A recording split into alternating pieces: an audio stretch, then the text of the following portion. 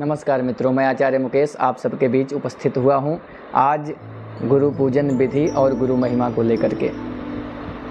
सबसे पहले तो अखंड मंडलाकारं व्याप्तं येन चराचरं तत्पदं दर्शितं येन तस्मै श्री गुरुवे नमः। अखंड मंडलाकारं व्याप्तं येन चराचरं, गुरु कहाँ कहाँ विराजमान है? तो चराचर में विराजमान है, अणु अणु में विराजमान है, कण कण में विराजमान है हमारे गुरुदेव। गुरु का स्वरूप क्या है? गुरु कोई व्यक्ति विशेष नहीं है, गुरु तो परम तत्व है। और वास्तव में शिष्य वही है जो गुरु के पद चिन्हों पर चले। यह नहीं कि गुरुदेव हमारे कुछ कर रहे हैं, कह रहे हैं तो हम मनमाना सब कुछ करना प्रारंभ कर दें। वास्तव में शिष्य वही है जो अपने गुरु के वाक्य पर मंत्र मूलम गुरु वाक्यम, जो गुरु वाक्य को ही मंत्र का मूल मान ले। दीक्षा तो ठीक है, जो दीक्षा गुरुदेव देते हैं, मंत्र दे दिए उसको जपना, मंत्र को तो लेना ठीक है, मंत्र को जपना तो ठीक है, लेकिन वह जितनी बातें बताते हैं उन सब को भी अपने जीवन में उतार करके चलना ही मानो कि गुरु की कृपा हो रही है। और निश्चित रूप से जो भी हम कार्य करेंगे वह निर्विघ्नता पूर्वक गुरु के कृपा से होता ही रहेगा। गुरु पूजन के विषय में भी कुछ जानेंगे। यदि जिसके गुरु हैं, यदि जो अपने गुरु के पास पहुंच जाता है तो उससे अच्छा तो कुछ है ही नहीं। गुरु पूर्णिमा के महोत्सव पर अथवा जब भी गुरु के दर्शन वर्ष में एक बार तो करना ही चाहिए, पहली बात। और दूसरी बात, गुरु तो कोई व्यक्ति विशेष है नहीं, वह तो परम तत्व है। कोई अपने मन को बंद किया और वह विचार करने लगा हमारे तो गुरु शिव हैं, तो वास्तव में उसके गुरु शिव हैं, फिर शिव की आराधना करना चाहिए। कोई जो है सोचने लगता है, एक बार कोई है गोरखनाथ जी की कथा को पढ़ने लगता है तो सोचता है अरे वाह कितने अच्छे गुरु थे, कितने अच्छे साधक थे, उनको हमें गुरु स्वीकार करना चाहिए। तो उनको मन से ही जो गुरु मान लिया वही वास्तव में गुरु है। कोई नीम करोली बाबा को गुरु मानता है जो उत्तराखंड में निवास कर रहे थे, तो उनको तो गुरु तो कोई व्यक्ति विशेष नहीं, वह तो परम तत्व है। श्रद्धा पूर्वक, भक्ति पूर्वक जो अपने गुरु के पास पहुंच जा रहा है, जो गुरु के अपने दर्शन कर ले रहा है, उससे अच्छा तो कुछ है ही नहीं। यदि जिसके गुरु नहीं है, जिसके गुरु गोलोक को प्राप्त हो गए हैं, अथवा जिसके गुरु हैं अपने गुरुदेव के पास वह नहीं जा पा रहा है, तो किस प्रकार से अपने गुरुदेव भगवान की अर्चना करे वह भी मैं बता दे रहा हूँ। सबसे पहले एक पादुका लेकर के आए। गुरु के अगर पादुका मिल जाए तो उससे उत्तम कुछ भी नहीं है।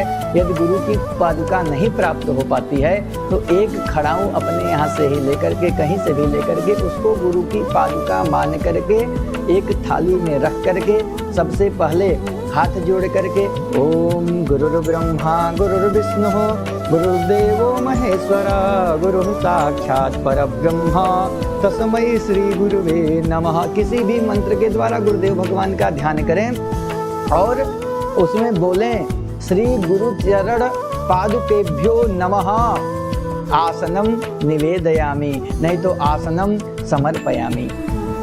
और पुनः जो षोडशोपचार विधि है, आसन के बाद पाद्य ओम श्री गुरु चरण कमल पादुकेभ्यो नमः, आसनम समर्पयामि, पाद्यम समर्पयामि, स्नानं समर्पयामि, श्री गुरु चरण कमलेभ्यो नमः, वस्त्रं समर्पयामि, श्री गुरु चरण कमल पादुकेभ्यो नमः, यज्ञोपवीतं निवेदयामि, श्री गुरु चरण कमल पादुकेभ्यो नमः, धूपं दीपं नैवेद्यं समर्पयामि, पुनः दक्षिणां समर्पयामि, पुनः श्री गुरुचरण कमल पादुकेभ्यो नमः, प्रार्थना पूर्वकम अनंत अनंत कोटि नमस्कारांच समर्पयामि।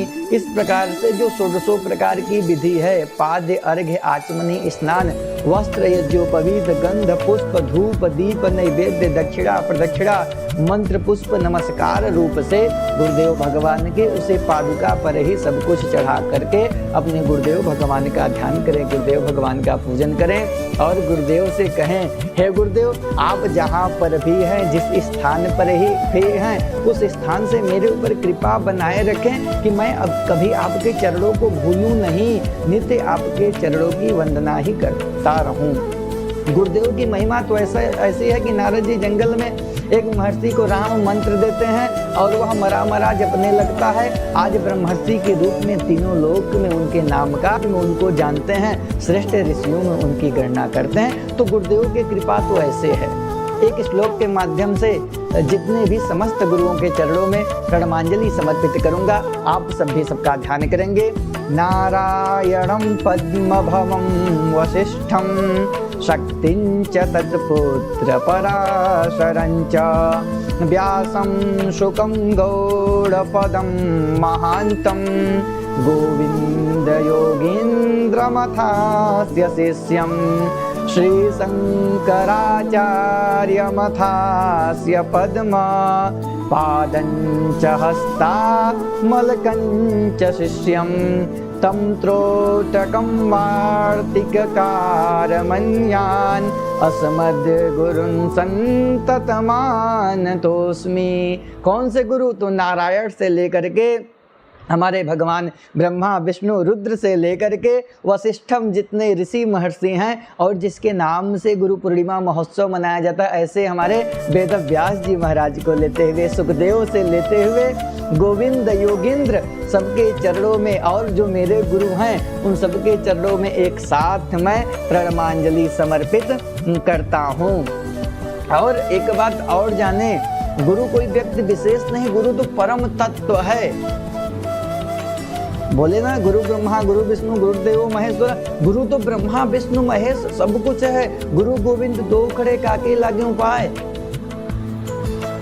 गोविंद स्वयं कहते हैं, अरे मेरी अर्चना नहीं, यदि गुरु हैं तो सबसे पहले अपने गुरु को पूजो, फिर मेरी पूजा तुम बाद में कर लेना। एक रामायण में प्रसंग आता है, मुझे नाम नहीं मालूम है। वह भगवान महाकाल की अर्चना कर रहा था और उसके गुरु वहां पर आ जाते हैं, फिर भी अपने गुरु को प्रणाम न कर करके महाकाल को ही प्रसन्न कर रहा था। इतने महाकाल उससे रुष्ट हो जाते हैं और उसको श्रापित कर देते हैं। और वह उसके बाद जब उसको बोध होता है तो पुनः अपने गुरु के शरण में जाता है। और गुरुदेव की कृपा तो देखिए, ऐसी कृपा करते हैं कि जाओ तुमको कोई दिक्कत नहीं होगी, लेकिन भगवान का श्राप था तो भगवान शंभु से भी वह निवेदन करते हैं, हे भगवान शंभु मेरे आप शिष्य को क्षमा करें। तो जो भी उसका उपाय रहता है वह उसको कैसे कम किया जा सकता है वह भगवान शंभु बता करके उसका कल्याण करते हैं। तो गुरु की महिमा को तो कोई भी नहीं जान सकता है। और एक बात ध्यान रखें, यदि गुरु पूर्णिमा के दिवस पर गुरु का दर्शन हो जाए तो इससे अच्छा कुछ भी नहीं है। और पुनः आप सभी को गुरु पूर्णिमा पर्व की अनंत शुभकामनाओं के साथ जय जय श्री राधे, हर हर महादेव।